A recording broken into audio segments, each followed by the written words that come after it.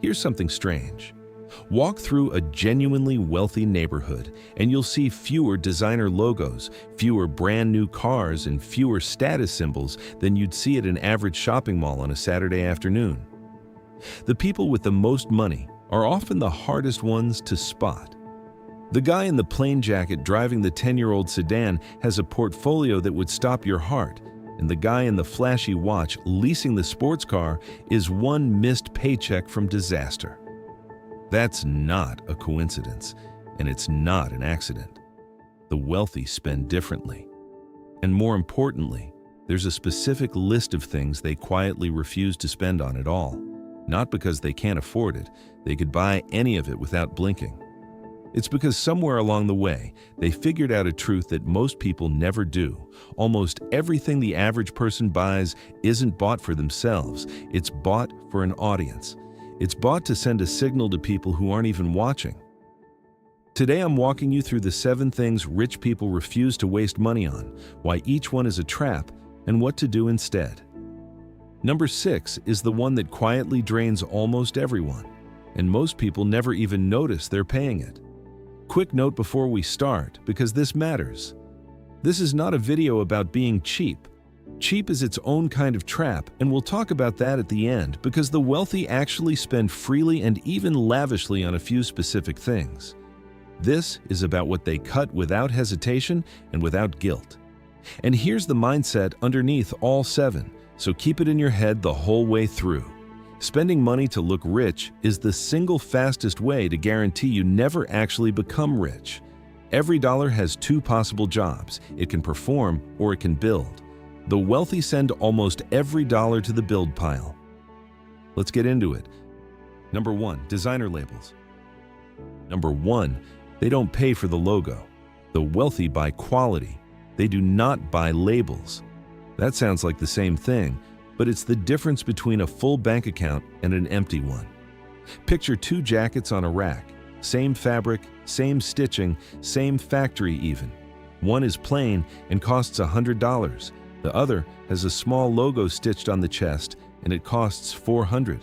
That extra $300 isn't buying you warmth or durability or a single functional thing. It's buying you the right to advertise a company's brand to strangers on the street. You are paying to be a billboard, and they are not paying you for the ad space. Here's the tell, and once you see it, you can't unsee it. The person who most needs you to know their outfit is expensive is almost always the person who can least afford it. Real wealth has nothing to prove to a stranger it'll never see again. So it stops paying what I call the logo tax. It buys the well-made version quietly, with no logo screaming for attention, and it wears that thing until it falls apart. And think about who the loud spending is even for.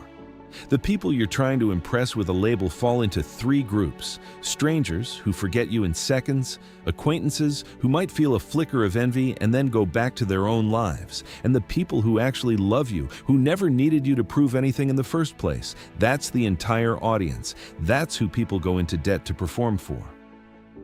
The move. Next time you're about to buy something with a visible logo, ask yourself one question: am I paying for how this is made, or for what it says about me? If the honest answer is the second one, you're paying for an audience that isn't watching, and you already know what the wealthy would do.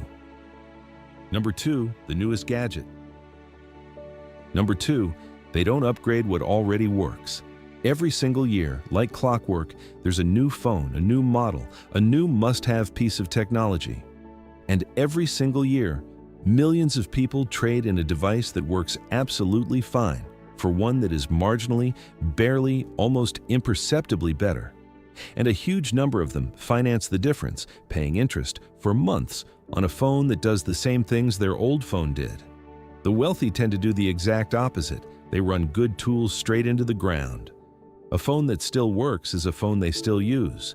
2 years, 3 years, 4 years. They upgrade when something actually breaks, or when the old thing genuinely holds them back in a way they can measure, not when a 30-second commercial implies that last year's model is somehow embarrassing to be seen with. Here's the mechanism that makes this so costly. The newest version of anything carries what you could call a novelty premium. You're paying extra purely for the privilege of being early, and that premium evaporates the instant you walk out of the store. Let someone else pay full price to be the first one on the block. The patient buyer gets the exact same device, now with the bugs fixed and the price cut a year later, for less. And I want to name the real driver here, because it's not really about phones. It's about the feeling that newer equals better equals more successful. That feeling is manufactured deliberately by people who profit from your restlessness. The wealthy have made a kind of peace with their possessions. The thing works, so the thing is fine, and their attention is somewhere far more valuable than a product launch. The move: build in a waiting period and make it a rule. When you want the new thing, write down the date and wait 90 days before buying. Most of the urgency simply evaporates in that window. And on the other side of it, you find out something useful, whether you actually wanted the thing or whether you just wanted it right now. Number 3, a car that screams money. Number 3, they don't buy a car to send a message. This one is famous for a reason, and it's worth understanding why it's true instead of just repeating it. Plenty of genuinely wealthy people drive modest, reliable, fully paid-off cars for a decade or more. Not because they can't buy the flashy one, they absolutely can, but because they understand exactly what the flashy one actually is. It is a fast depreciating machine that costs money every single month for the privilege of telling strangers at red lights that you have money. Think about everything that flashy car costs beyond the sticker. It loses a huge chunk of its value the second you drive it off the lot. It costs more to insure, sometimes dramatically more. It costs more to maintain, more to repair, more for every single part. And worst of all, it usually locks you into years of payments that could have been quietly buying assets that put money back in your pocket instead of pulling it out every month. A car that screams success is one of the most expensive sentences you can possibly say out loud. And here's the irony that the wealthy understand and everyone else misses. The people genuinely worth admiring are almost never impressed by the car. They know what it costs. They know what it signals. The only people impressed by a status car are the exact people whose opinion should matter least to your financial life. The move: separate transportation from identity completely. A car has exactly one job to get you where you're going, reliably and safely. The moment you ask it to also be a statement about who you are, it stops being a tool and becomes a tax on your ego, billed monthly for years. Number 4, get-rich-quick schemes. Number 4, they never chase the shortcut. Lottery tickets, hot stock tips from a guy at a party, the coin that's supposedly about to explode, the secret investment nobody's supposed to know about. The wealthy stay away from all of it, and here's the part that genuinely surprises people. It's not because they're timid or overly cautious. It's because they understand probability far better than the average person, and that understanding kills the fantasy stone dead. They know the house always wins in the long run. That's the entire business model of a casino. They know that a tip everybody has already heard is worthless by the time it reaches you. And they know, deep in their bones, that anything promising fast, easy, guaranteed riches is selling you the promise, not the riches.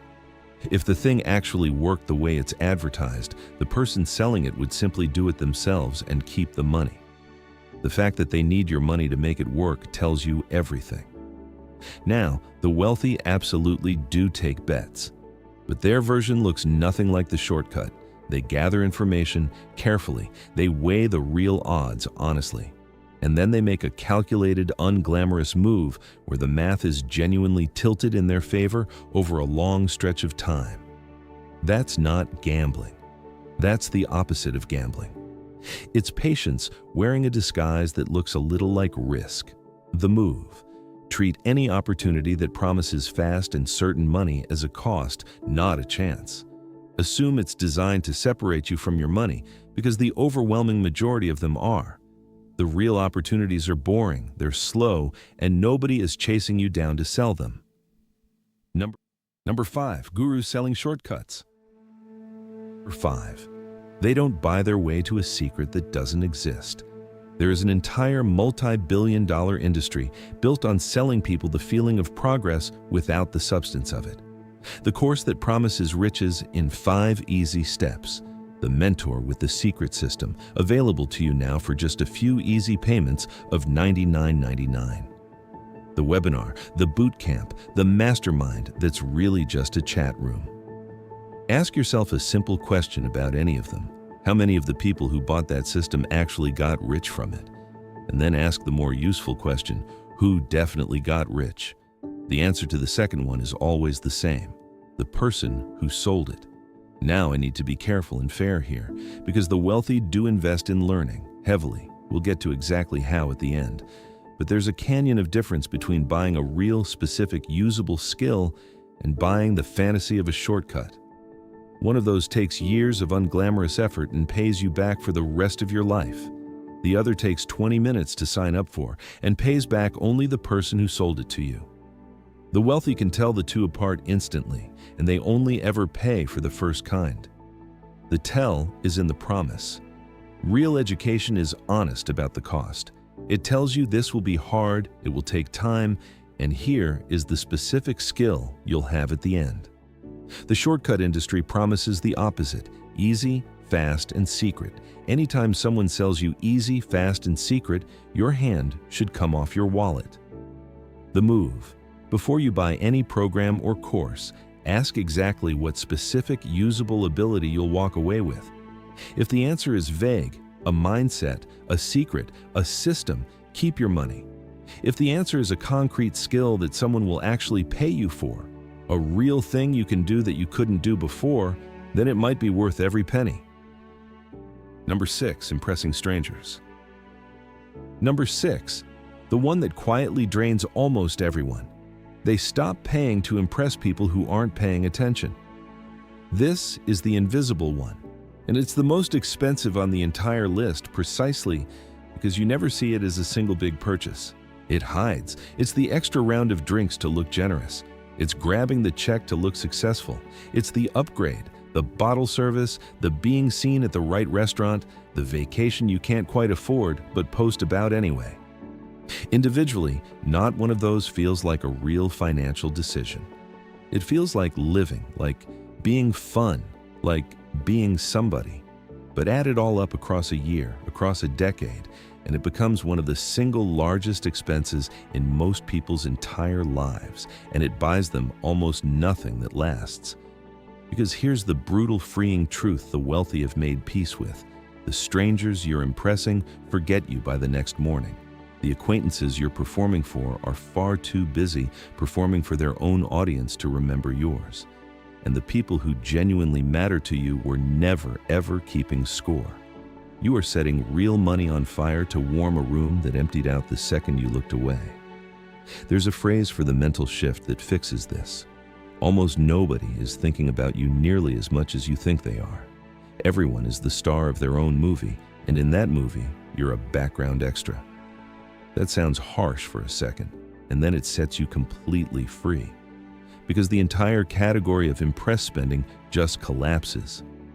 You get to keep all of that money and spend it on a life that's actually yours instead of a performance for people who left. The move. For one single month, track every purchase you make with other people in mind. Not for you, for the image, for how it looks. Be honest. You will be genuinely shocked at the total, and even more shocked at how little you actually miss any of it once it's gone. Number 7, the convenience tax. Number 7, they refuse the endless small, just this once fees. This is the quietest one of all, and it works precisely because each individual instance is too small to argue with. The extended warranty on a $20 gadget. The brand name version of a product that is chemically identical to the generic sitting right next to it for half the price. The convenience fee, the express charge, the service add-on, the tiny upsell at every single checkout screen. Each one is small enough to just wave through without thinking. That is exactly precisely why it works on you. A payment isn't dangerous because it's big. A big payment gets your attention, and you scrutinize it. A payment is dangerous because it's small and it repeats forever, quietly, on autopilot. The wealthy read the fine print, not because they're cheap or petty, but because they have a deep respect for what small and repeating does over long stretches of time in both directions. The exact same mathematical force that quietly builds their investments into a fortune, small amounts compounding relentlessly over decades, is the force that quietly drains everyone else through 100 forgettable little fees they agreed to without noticing. Compounding doesn't care which direction it runs, it just runs. The move. Flip your instinct completely. Treat the phrase "it's only a few dollars" as a warning sign, not a reassurance. A few dollars, agreed to on autopilot, repeated for years, is never actually a few dollars. It's a slow leak in a boat, and slow leaks sink ships just as surely as big holes. They just take longer, so nobody panics until it's too late. What they buy instead. So that's the full list of what they cut. But I promised you this wasn't about being cheap, and here's where that promise pays off, because the wealthy are not cheap at all. They spend freely, even aggressively. They just spend on a very short, very deliberate list, and once you see it, the whole pattern of this video snaps into focus. They spend on skills, the kind the market actually pays for, because a real, valuable ability pays you back for the entire rest of your life. They spend on their health, on their body and their mind, because they understand that everything else you could ever buy is worth less if you're not around or not well enough to enjoy it. They spend on time itself, paying to remove the draining, repetitive things from their days so they can pour their energy into what actually compounds. And above all, they spend on ownership, on assets, on things that put money back into their pocket instead of pulling it out. Now, look at the two lists side by side, because this is the whole secret of the video in one sentence. Everything they cut was spending aimed outward, at an audience, to send a signal. Everything they keep is spending aimed inward, at themselves, their capabilities, and their future. That's the entire difference. Poor spending performs for other people. Wealthy spending builds for you. Once you can feel that difference in your gut before you buy something, you don't need a budget or a rule. You just naturally stop lighting money on fire. So here's your one move from this video. Don't try to fix all 7 at once. That never works. Pick the single thing on this list that hit closest to home, the one that made you a little uncomfortable, and cut it this week. Just that one. Not to punish yourself, and not to be cheap, but to prove to yourself with real money that you can spend for you instead of for the audience. That one proof changes how you see every purchase after it. And if this is the kind of thinking you want more of, subscribe to Rich Person Habits, because every single week I break down one more quiet behavior that separates the people who build real wealth from the people who just look like they have it. No hype, no shortcuts, just the stuff that actually works. I'll see you in the next one.